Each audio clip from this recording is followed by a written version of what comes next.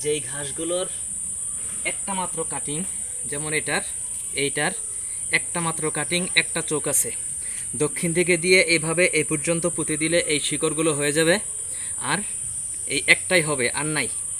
আর এই যে এটার মধ্যে দুইটা কাটিং আছে, ভালো করে দেখেন, সন্ধ্যা হয়ে যাচ্ছে, ভালো করে দেখা যায় না। এই একটা চোখ দেখা যায় এই গিরায়, এই একটা গিরার এইখানে একটা চোখ বেরোবে, এই গিরা থেকে শিকড় বেরোবে, এই গিরা থেকে শিকড় বেরোবে।